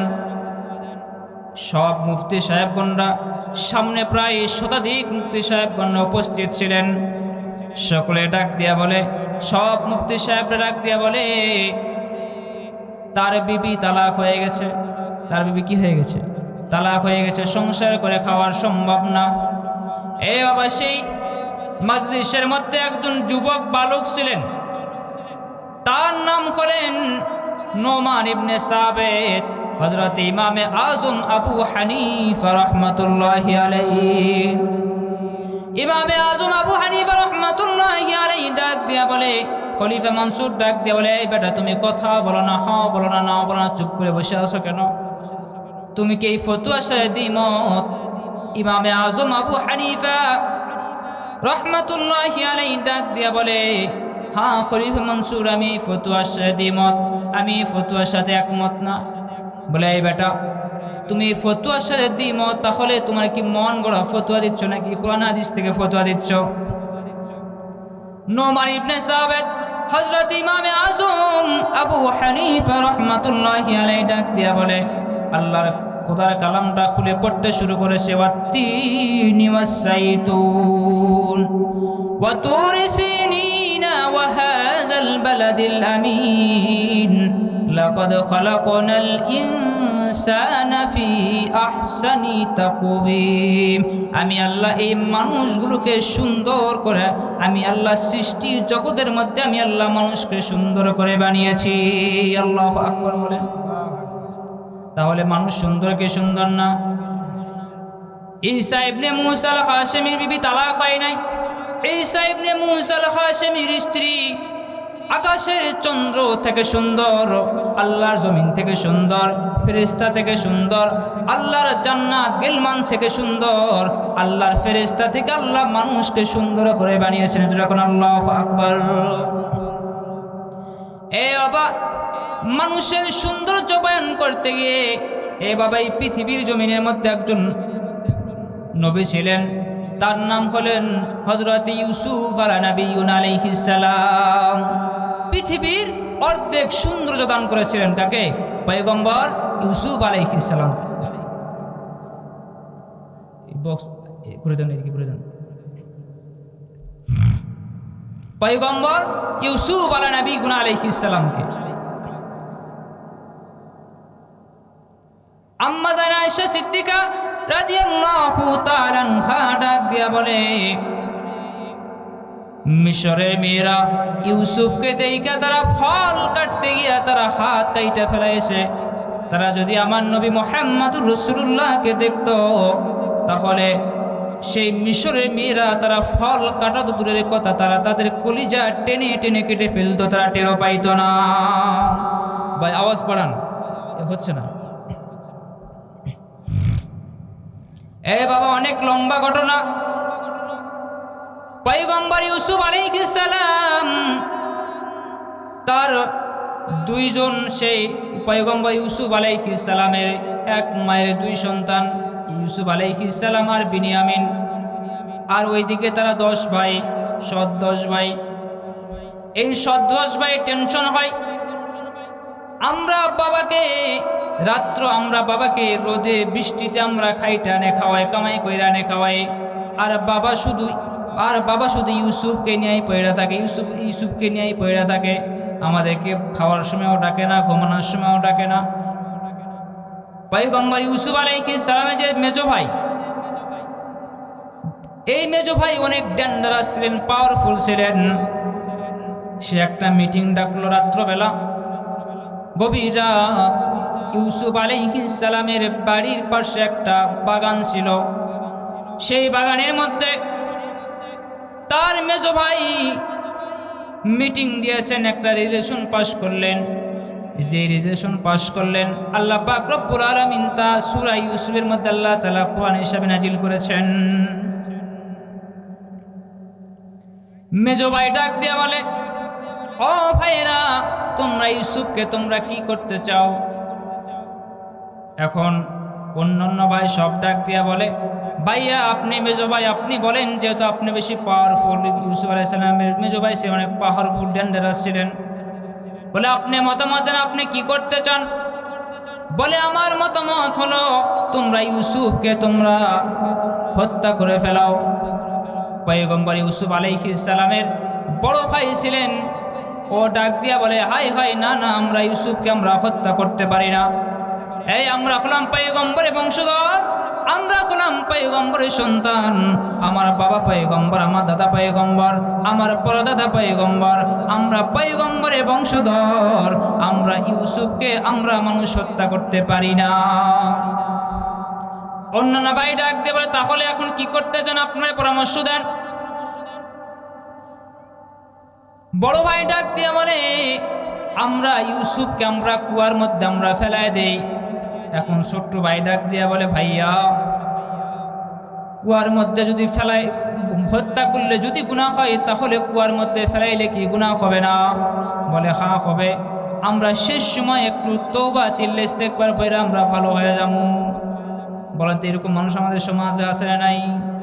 যত অকাম টুকাম করে, মানুষের টাকা মেয়েরা খায়, নামাজ পড়ে মানুষকে দেখানোর জন্য, রোজা রাখে মানুষকে দেখানোর জন্য, আর বলে আমি সুদ খাই, মানুষ সুদ খায়, যত অকাম টুকাম কইরা বলে শেষ সময় মক্কা মদিনায় গিয়ে একটু হজ কইরা তওবা দিলে ইস্তেগফার করে ভালো হয়ে যাবো। মরতে দেরি জাহান্নাম রেডি। কথা কোন ঠিক কিনা? এবার ইউসুফ আলাইহিস সালাম তার বড় ভাই ডাক দেয়, মেজো ভাই এবং সব ভাইয়েরা ডাক দিয়া বলে তাহলে তোমরা কি করতে চাও? বড় ভাই পরামর্শ হচ্ছে আমরা ইউসুফকে আমরা কুয়ার মধ্যে আমরা ফেলাই দেই। সিদ্ধান্ত হয়ে গেল ফাইনাল। সকালবেলা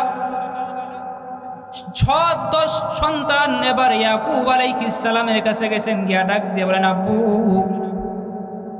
আমরা যখন জঙ্গলে যাই কত কিছু খাই, ফল পাইড়ে খাই, বিভিন্ন জায়গায় ঘুরি, আর আমার ছোট্ট ইউসুফ আমার ভাই সে তো পারে না। বাবা কোনো কথা নাই, আগামীকাল আমার সঙ্গে আমার সঙ্গে ইউসুফকে দিবেন। আমরা যখন ফল পাইড়ে খাই বিভিন্ন জায়গায় যাই, আমার ভাই হাঁটবে, চলবে, ফিরবে, ফল খাবে, একটু এভাবে একটু বড় হবে, একটু শক্তিশালী হবে। বাবা ইয়াকুব আলাইহিস সালামের কাছে এসে বলছেন, ইয়াকুব আলাইহিস সালাম ডাক দিয়ে বলে না না, আমি তোদের বিশ্বাস করি না, আমি আমার ইউসুফকে আমি তোদের কাছে দিব না। তোদের যদি কোনো গাফলতির কারণে আমার ইউসুফকে যদি বাগে খায় ফেলাই, বলে না না আমি তোদেরকে বিশ্বাস করি না। মেজো ভাই ডাক দিয়া বলে আব্বু আমরা ইউসুফের হিতাকাঙ্ক্ষী, আমরা ইউসুফের শুভাকাঙ্ক্ষী, আমরা ইউসুফকে আমরা দেখে রাখবো। আমরা যদি ইউসুফকে যদি আমরা বাগে খায় ফেলাই, তাহলে ইউসুফকে যদি বাগে খায় ফেলাই তাহলে আমাদেরই তো ক্ষতি হয়ে যাবে, আমরা তো ক্ষতিগ্রস্ত হব। এবার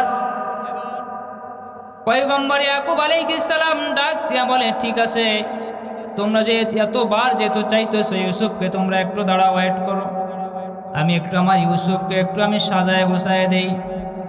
কিতাবের মধ্যে এসেছে বাবা ইয়াকুব আলাইহিস সালাম ইউসুফকে ইউসুফকে নিয়েছেন, ঘরের দরজাটা লাগায় ইউসুফকে জয়রা ধরছেন, জয়রা ধইরা ছোট বাচ্চাদের মতো খাও করে কান্না করতেছে। ডাক দিয়া বলে ও বাবা ইউসুফ, আমি তো তাদের সঙ্গে দিতে রাজি নই, তবে আমি দিব তাদের সাথে, তবে আমি দিব আল্লাহর হাতে। কার হাতে? জোরে বলেন। আমি দিব তাদের সাথে, তবে আমি দিব আল্লাহর হাতে। এবার ইউসুফ আলাইহিস সালাম বাবা ইয়াকুব আলাইহিস সালাম ডাক দিয়া বলে ও বাবা ইউসুফ, বাবা একটা কথা মাথায় রাখবি, বাবা দুনিয়ার সবাইকে যদি বাবা তুই ভুলে যাস, তাহলে একজন মালিক ওই আল্লাহকে তুই যেন ভুলবি না। বলেন তো যার এক ঠিক তার সব ঠিক। কথা কোন ঠিক কিনা? যার এক ঠিক তার সব ঠিক, যার এক ঠিক নাই তার কিচ্ছু ঠিক নাই। এই জন্য বাবা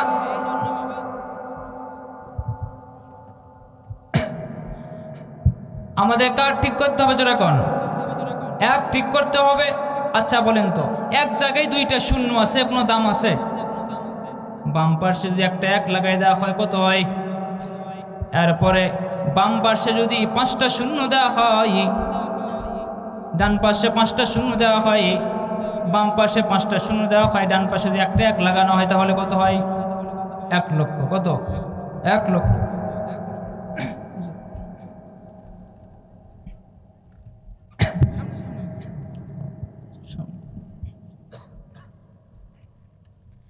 এই জন্য বাবা এক ঠিক করতে হবে আগে।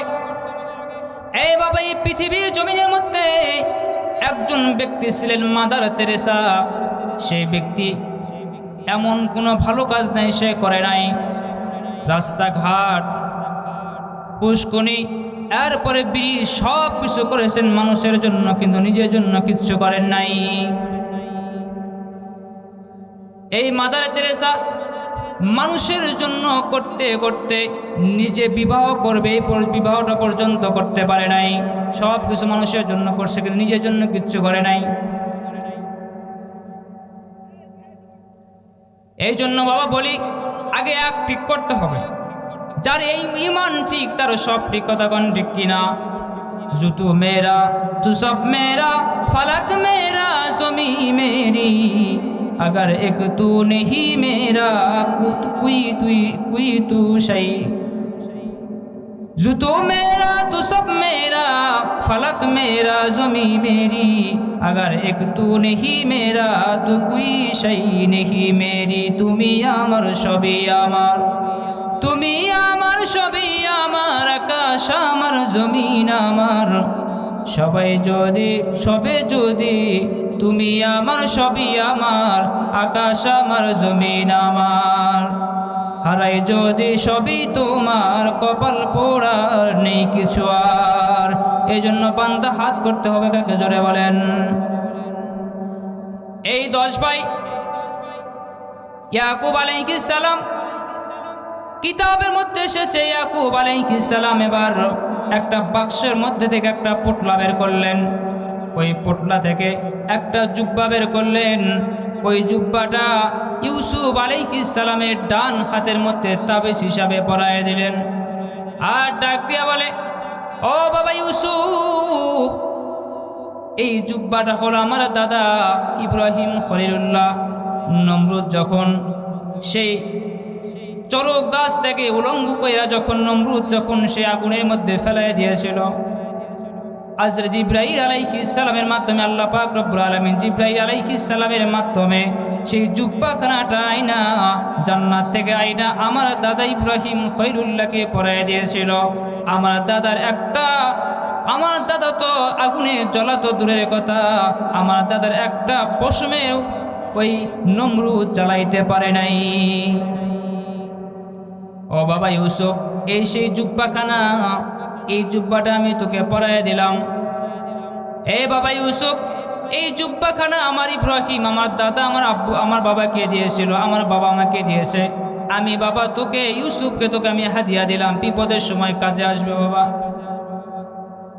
তবে বাবা একটা কথা মাথায় রাখবি বাবা দুনিয়ার সবাইকে ভুললেও একজন মালিককে তুই কখনো ভুলবি না এবার ইউসুফ আলাইহিস সালামকে সাজায়া গুজায়া এবার দরওয়াজাটা খুলে এবার তার 10 ভাই সামনে দাঁড়ানো দরজায় দিয়েছে ইউসুফ পয়গম্বরের যে মেজো ভাই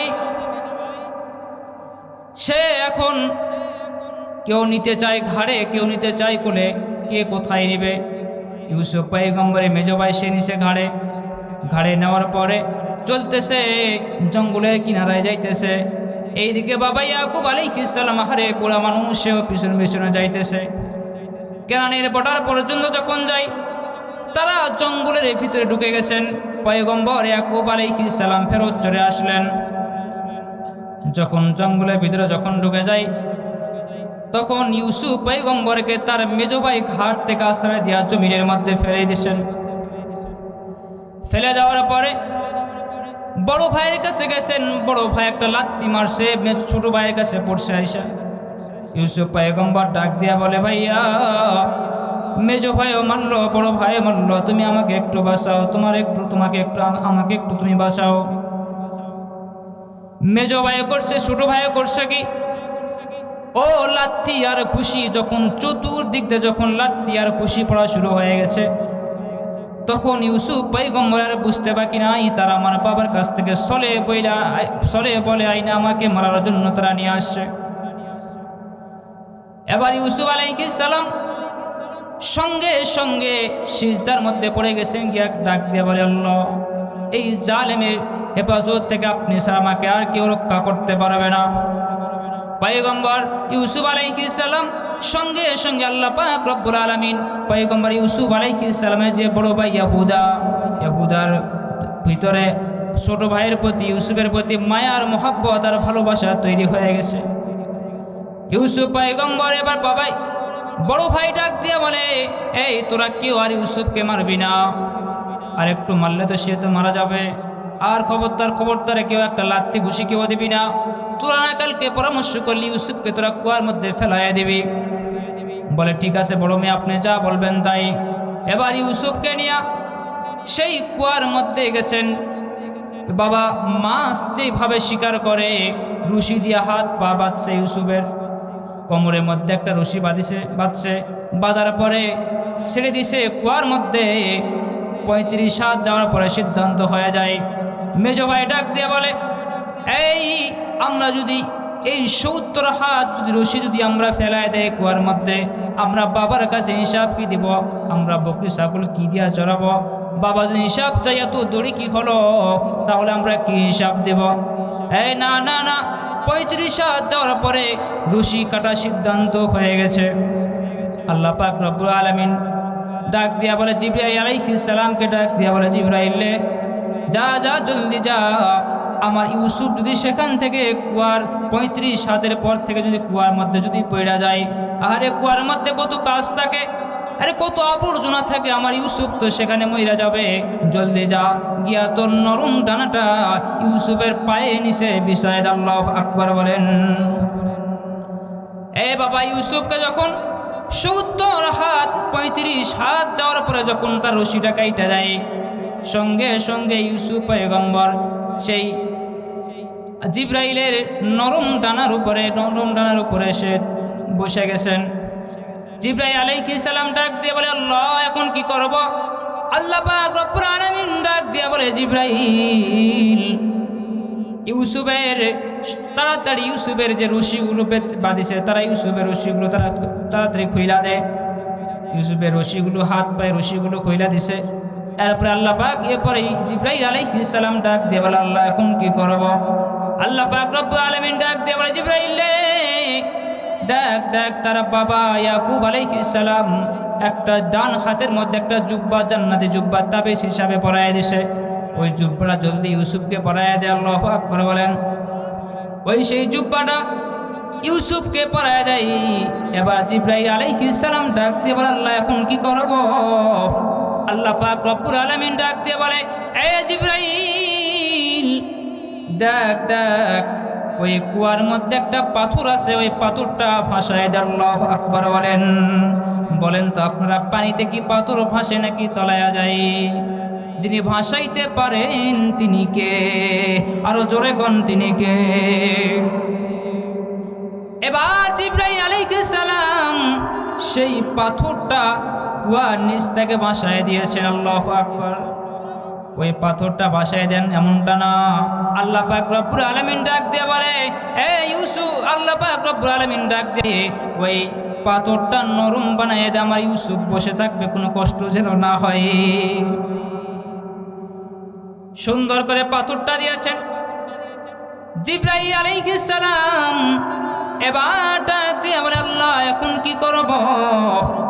আল্লাহ পাক রব্বুল আলামিন ডাক দিয়ে বলে, জিবরাইল বসে থাকার সময় নাই, জলদি যা, জান্নাত থেকে জান্নাতের দস্তরিতে কইরা ইউসুফকে 3 দিন পর্যন্ত মেহমানদারি করা। কয়দিন পর্যন্ত? 3 দিন পর্যন্ত ইউসুফকে সেই কুয়ার মধ্যে মেহমানদারি করেছে। আল্লাহু আকবার বলেন। ইউসুফকে গভীর কূপে ফেলিয়া যতন, বেহেশতের আহার দিয়ে করিলেন পালন। জালিলু জব্বার আল্লাহ পাক পরওয়ার, কে বুঝিতে পারে মাওলা মহিমা তোমার? সব মহিমা কারা জোরে বলেন।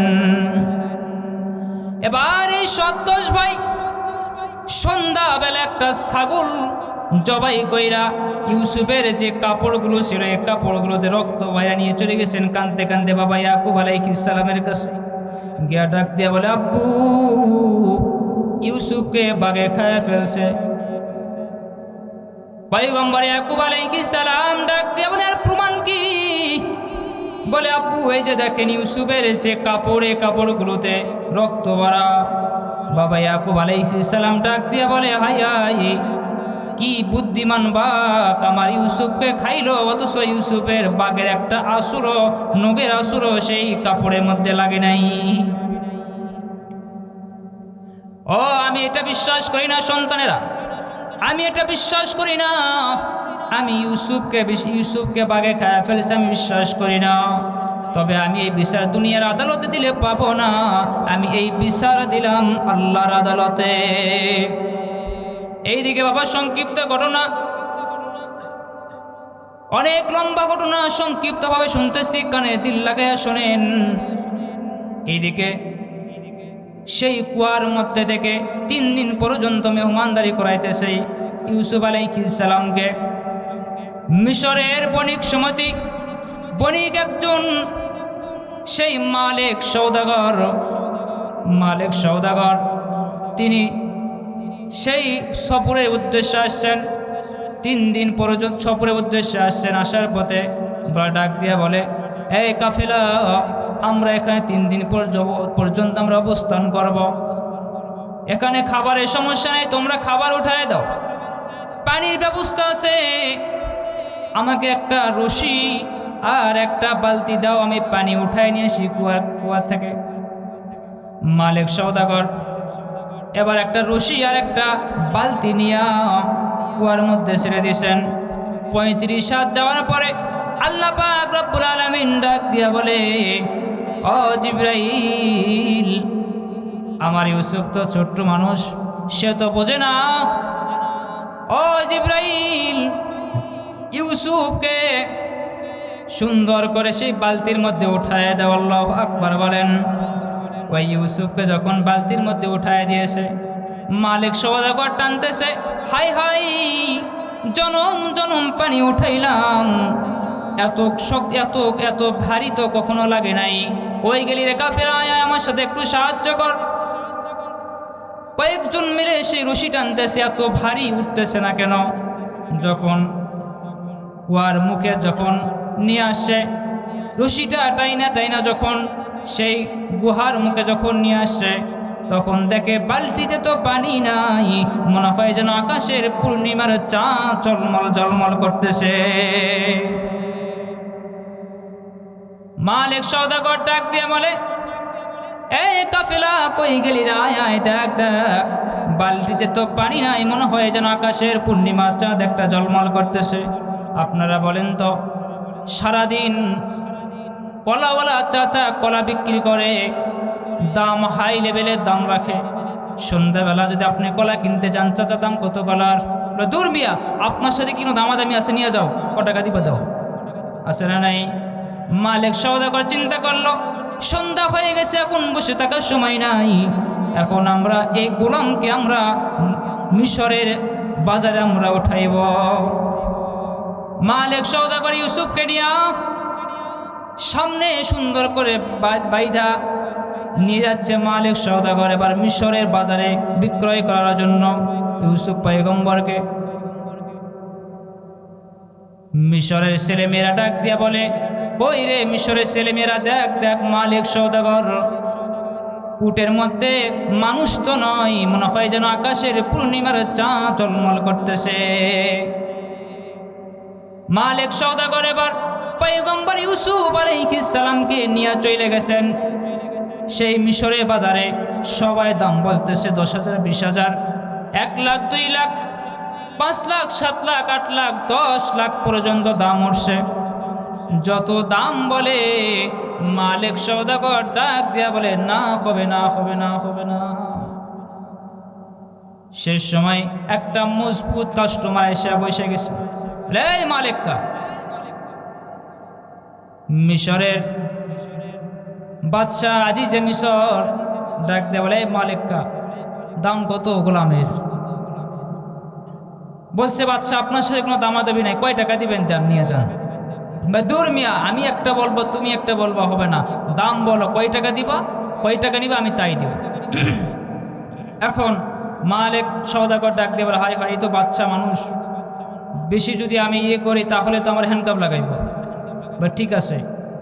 মালিক সওদাগর ডাক দিয়ে বলে, ও আজিজে মিশর, 1 পাল্লাই স্বর্ণ নিব, আর 1 পাল্লাই ইউসুফকে নিব। আল্লাহু আকবার বলেন তো আপনারা, এরকম ইউসুফের সমপরিমাণ যদি হাজার হাজার কোটি কোটি পর্যন্ত স্বর্ণ যদি সেই স্বর্ণ যদি দেওয়া হয়, তাহলে একটা পয়গম্বরের দাম হয় কি? কথা কন, কখনোই হবে না। এই গোলামকে মিশরের বাজারে থেকে মিশরের বাজার থেকে এবার বাদশাহ খরিদ করে নিয়ে গেছেন। যখন রাজপ্রসাদে যখন ঢুকাইছেন, নিয়ে যাওয়ার পরে বাবা অনেক লম্বা ঘটনা সংক্ষিপ্তভাবে বলি।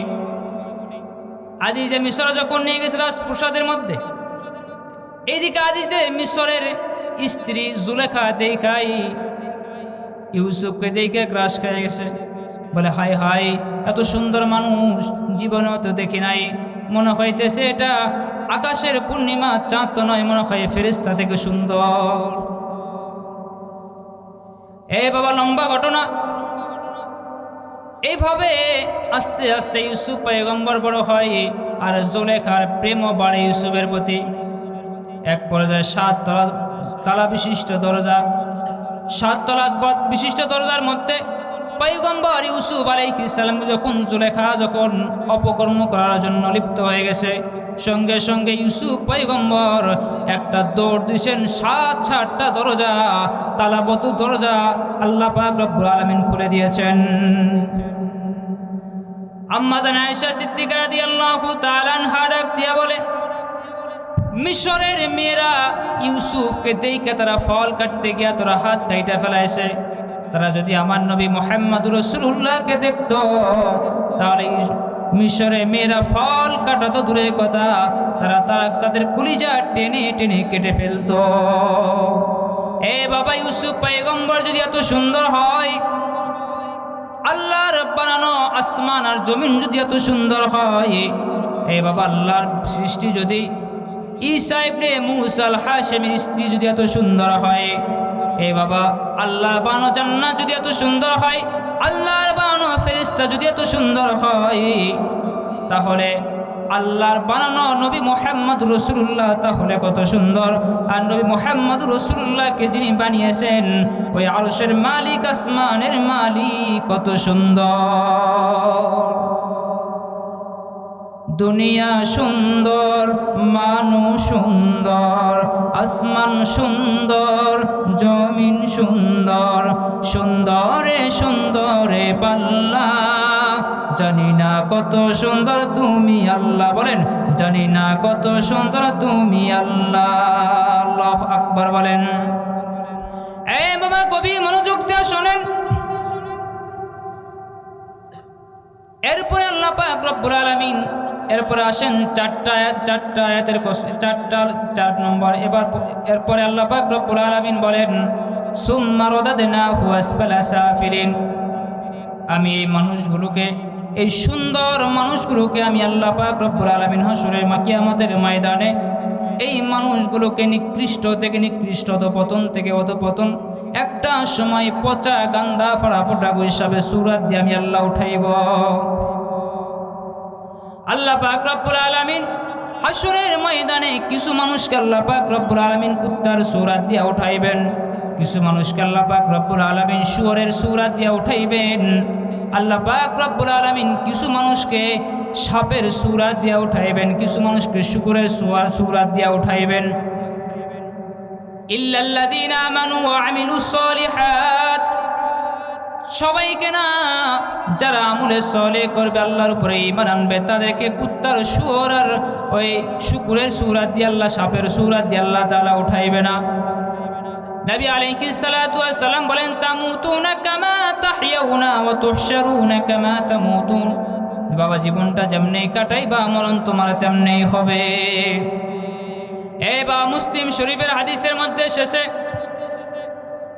জাতির পিতা ইব্রাহিম খলিলুল্লাহ, বাবা ইব্রাহিম খলিলুল্লাহ আসরের ময়দানে সুপারিশ যখন শুরু করবেন, ইব্রাহিম খলিলুল্লাহর সামনে শত শত হাজার হাজার মানুষরা সিরিয়ালে লাইনে দাঁড়াইবে। ইব্রাহিম খলিলুল্লাহ দেখবেন একটা ব্যক্তি শুধু এক লাইন থেকে আরেক লাইনে ছুটাছুটি করে, দৌড়াদৌড়ি করে, কে গো লোকটাকে চেনা যায় না। তার পুরা চেহারাটা আলকাতরা মতো মেকআপ করা, বুজুহু ইয়াউমাইযিন মুসফিরা দাহিকাতুন মুস্তাবশিরা ওয়া বুজুহু ইয়াউমাইযিন আলাইহা গবারা তারহাকুহা কতারা উলাইকা হুমুল কাফারাতুল ফাজারা।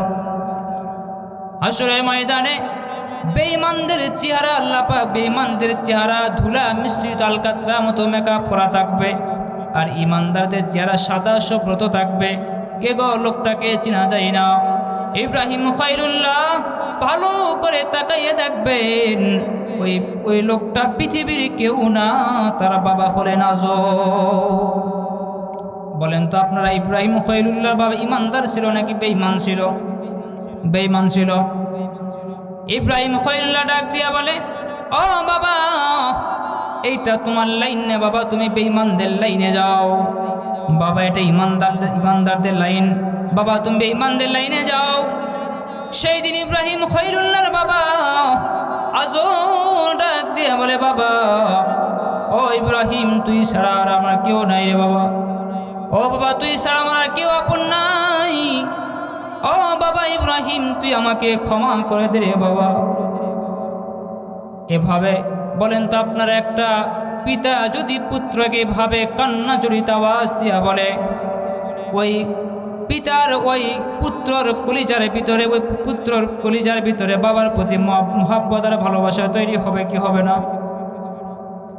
ইব্রাহিম খলিলুল্লাহকে যখন তার বাবা এভাবে ডাক দিয়ে বলে, বাবা আমাকে ক্ষমা করে দে, ও বাবা তোর খোদাকে একটু বল, তোর খোদাই যেন আমাকে একটু জান্নাতের সিঁড়িগুলো একটু জায়গা করে দেয়। ইব্রাহিম খলিলুল্লাহ সেদিন ডাক দিয়া বলে, সেদিন আল্লাহ পাক রব্বুল আলামিনকে ডাক দিয়া বলে, সে আল্লাহ পাক রব্বুল আলামিনকে ডাক দিয়া বলে, আল্লাহ পাক রব্বুল আলামিনকে ডাক দিয়া বলবে, ও আল্লাহ আমার বাবাকে একটু মাফ করা যায় কিনা? তুমি তো নিজেই ওয়াদা করেছ, ও বাবা তুমি নিজেই ওয়াদা করেছ আজকে কোনো বেঈমান, আজকে কোনো নবীকে তুমি বেইজ্জতি করবে না। ও বাবা, এর চেয়ে বড় বেইজ্জতি আর কি হতে পারে? ও বাবা, ও আল্লাহ, আমাকে আমার বাবাকে একটু জান্নাতের সিঁড়ি ঘুরে একটু জায়গা করে দেওয়া যায় কিনা? আল্লাহ পাক রব্বুল আলামিন ডাক দিয়া বলে, ও ইব্রাহিম, আমি ওয়াদা করেছি সত্য, তবে আমি এটাও বলেছি, ইন্নী হারামতুল জান্নাতা আলাল কাফিরিন, আমি আল্লাহ পাক রব্বুল আলামিন আজকে কোনো কাফেরকে আমি আল্লাহ জান্নাত দিব না। ইব্রাহিম খলিলুল্লাহ চিৎকার মেরে ডাক দিয়ে বলে, আল্লাহ আল্লাহ, আমার তো বাবা, আমার মায়া লাগে, আল্লাহ আমার বাবাকে একটু মাফ করে দাও, আল্লাহ আমার বাবাকে একটু মাফ করে একটু জান্নাতের সিঁড়ি ঘোরা একটু জায়গা করে দাও। আল্লাহ পাক রব্বুল আলামিন ডাক দিয়া বলে, ইব্রাহিম রে, বাবার জন্য মায়া হয়, হ্যাঁ আল্লাহ মায়া লাগে। আল্লাহ পাক রব্বুল আলামিন ডাক দিয়া বলে, ইব্রাহিম এবার তোমার দুইটা চক্ষু বন্ধ করো। ইব্রাহিম খলিলুল্লাহ দুইটা চক্ষু বন্ধ করছেন।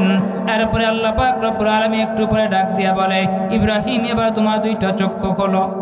ইব্রাহিম দুইটা চক্ষু খুলছেন, খোলার পরে দেখেন তার বাবার সামনে নাই, একটা পচা গান্দা ফাড়া ফোটা একটা গুইসাপ রাখা।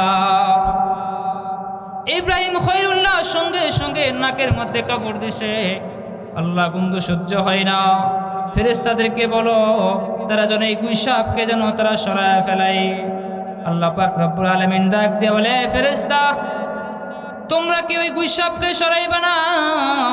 আমি আমার খলিলের একটু আমি খেলা দেখতে চাই। শেষ পর্যন্ত যখন ফেরেশতারা সরাইতেছে না, তখন ইব্রাহিম খলিলুল্লাহ নিজে হাতে সেই গুইসাপটাকে দুই হাতে ধরে অমনি জাহান্নামের আগুনের মধ্যে ফেলাই দিছে। আল্লাহ পাক রব্বুল আলামিন ডাক দিয়া বলে, ও ইব্রাহিম, একটু আগেই না বাবার জন্য কাঁদলেন, আর ওই বাবাকে আবার নিজে হাতে জাহান্নামের আগুনের মধ্যে ফেলাই দিলেন। ইব্রাহিম খলিলুল্লাহ চিৎকার মেরে ডাক দিয়ে বলে, আল্লাহ আমি তো আমার বাবাকে জাহান্নামের আগুনের মধ্যে ফেলাই নাই, আমি ফেলিছি একটা পচা গান্দা ফাড়া ফোটা গুইসাপকে। আল্লাহ পাক রব্বুল আলামিন ডাক দিয়ে বলে, সুম্মা রাদাদনাহু আসফালা সাফিলিন, আমি আল্লাহ এই মানুষগুলোকে, কিছু মানুষকে আমি আল্লাহ তাআলা হাসরের ময়দানে কুত্তা সূরা দিয়ে, আমি শুয়োরের সূরা দিয়ে, আমি পচা গান্দা ফাড়া ফোটা গুইসাপের সূরা দিয়ে আমি আল্লাহ উঠাইব। এ বাবা খবরদার খবরদার, যারা মানুষকে কুত্তার মতো কামড়াইতে যায়, আল্লাহ পাক রব্বুল আলামিন তাদেরকে কুত্তার সূরা দিয়ে আল্লাহ তাআলা হাসরের ময়দানে উঠাইবেন। এই বাবা, যারা নিজের শরীরটা মদ খায়া গাঞ্জা খায়া নিজের শরীরটা অপবিত্র করে ফেলাইছেন, সুদ খায়া, ইব্রাহিম খলিলুল্লাহর বাবার মতো পচা গান্দা ফাড়া ফোটা হিসাবে সূরা দিয়ে আল্লাহ তাআলা উঠাইবে। হে বাবা, যারা মানুষকে কুত্তার মতো কামড়াইতে যায় আল্লাহ পাক রব্বুল আলামিন তাদেরকে হাসরের ময়দানে সাপের সূরা দিয়ে আল্লাহ তাআলা উঠাইবেন।